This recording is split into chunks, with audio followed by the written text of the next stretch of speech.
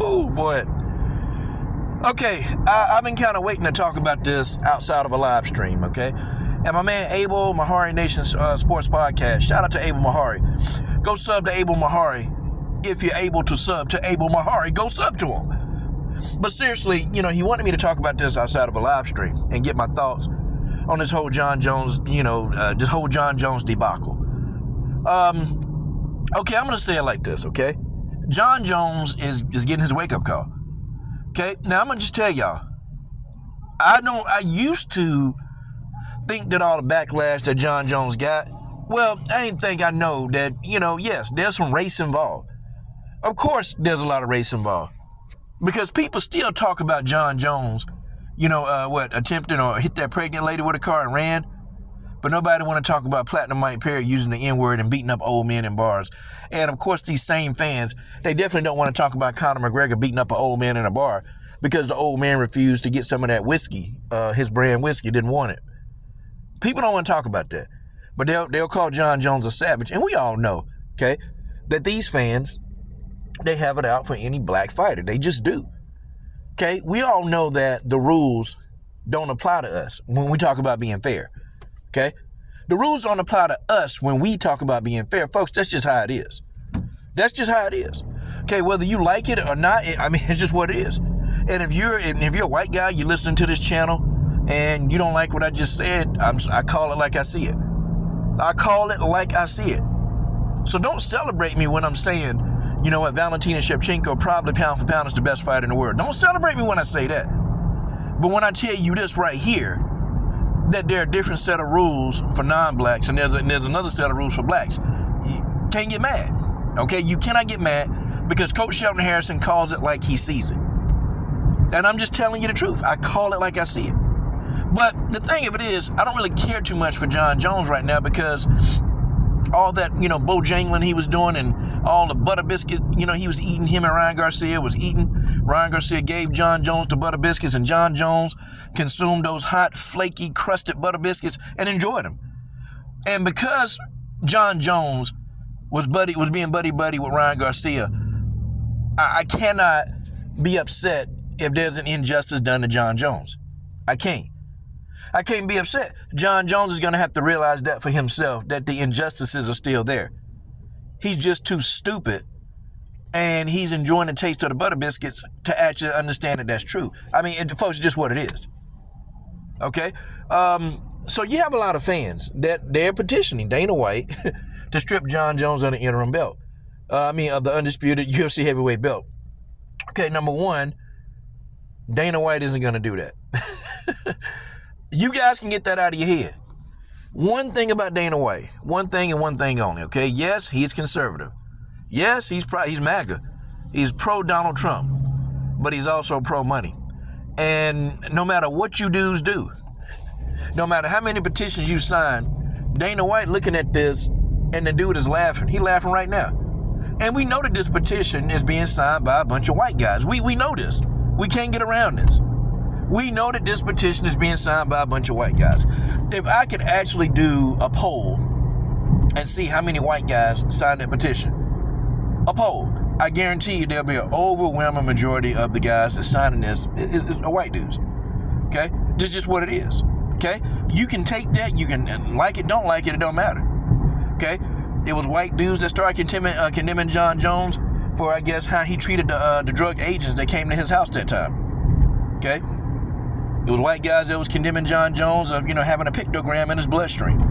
And people, they still talk about that to this day. That pictogram, still talk about it. But it's a lot of fighters that's done been popped, a lot of fighters that's done got busted for using peds. And, these guys, they don't even talk about these guys. They don't talk about these other fighters that's been popped with much, much, much more severe things in their bloodstream than Jon Jones. They don't talk about that. They don't. But this petition that they've started is a lot of disgruntled white guys that don't like the fact that Jon Jones is the champion. That's just what it is. And I'm going to tell you something, okay? See, why is it? Why is it when Jon Jones, he wanted to, make his money on the Ngannou fight? Everybody was saying that Jon Jones and Francis Ngannou, they just need to shut up and take what the UFC give them. Well, no. Because Jon Jones, he's been fighting long enough.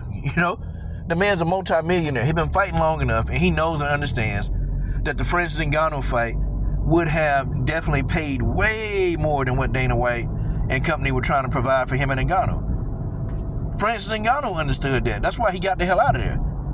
Ngannou said, "This is the last time y'all gonna pay me $650,000 while you guys take home millions and tens of millions, and y'all gonna pay me what? My cut is $650,000 while you guys are making tens of millions." Like, you have to make it make sense. Got to make it make sense, okay? Ngannou and Jon Jones, they want their money.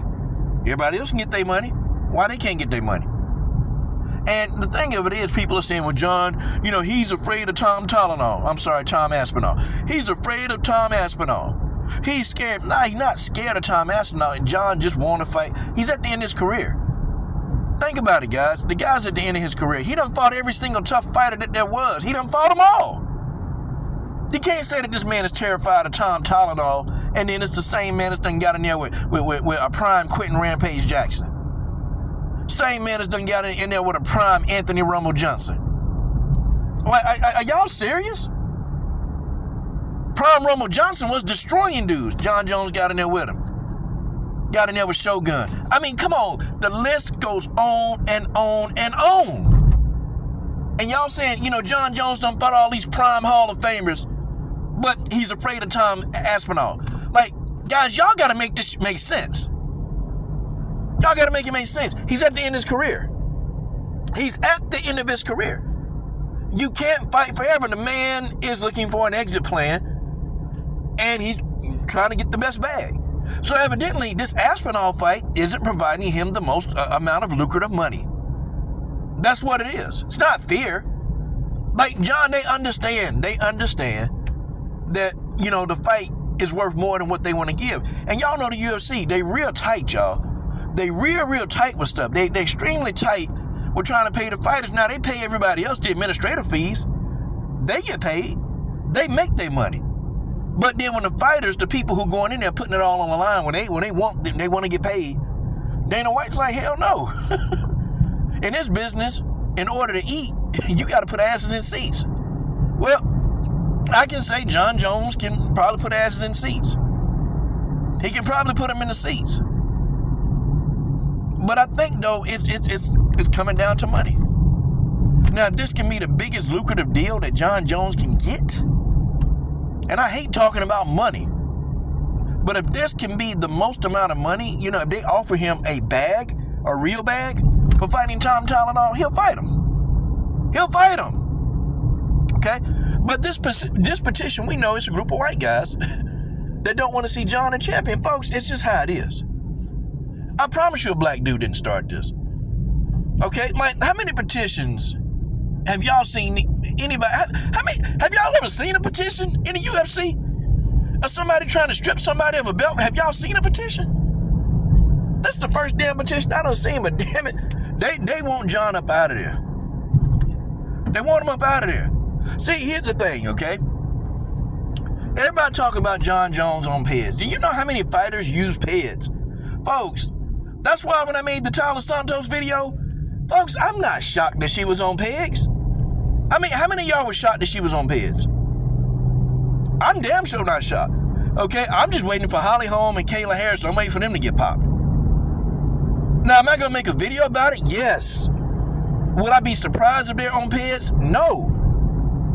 Because you guys, an overwhelming majority of your favorite fighters, they probably have used or are currently using PEDs right now. That's irrelevant. People getting popped, man, it's like, okay, it's whatever. You even see when these fighters get popped. The other fighters, they don't really make a lot of video or they don't make a stench about it. Not really. Like Daniel Cormier, he was like, I'll still fight him. Like DC said, I will fight this man on PEDs like as if this is a normal occurrence. Like, so I'm sure DC probably already knew Jon Jones was on PEDs. I'm pretty sure. The majority of these fighters are probably on PEDs. All of them have probably used some kind of PED in their life. That's just what it is.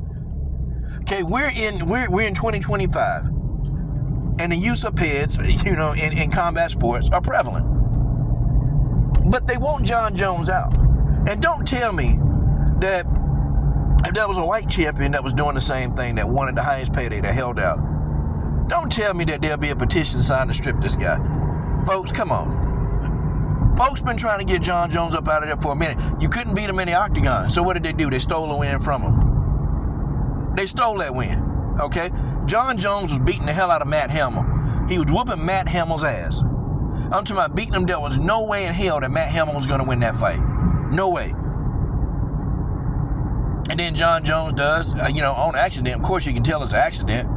Illegal elbow, and they stripped Jon Jones of his win. They stripped him of his win. And now that same elbow now is legal. The 12-6 elbow now is legal. Now it's legal. Isn't that something? And Jon Jones is trying to get that win back. They should have never took it from him. See, they couldn't beat this man in the octagon, so they had to beat him with politics. Same thing going on here. They're going to try to beat him with politics. They're going to try to. Now, I can't say, okay, well, I can probably tell you that this is going to be unsuccessful. As long as Jon Jones is active, he hadn't retired yet. As long as he's active, Dana White is not going to strip this man of the belt. It's too much. It's too much money at stake to put Jon Jones in there versus somebody. Even if it ain't Tylenol, it's too much money sitting there. It's still too much money at stake that Dana White got on the table with Jon Jones as champion. So he's not going to strip the man of the belt. I'm sorry.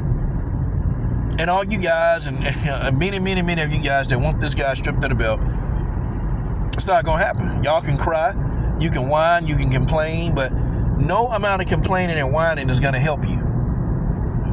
Dana White ain't taking that belt. Jon Jones will go to his grave with that belt. He'll go to his grave with that damn belt if it's up to Dana White. And that's just what it is.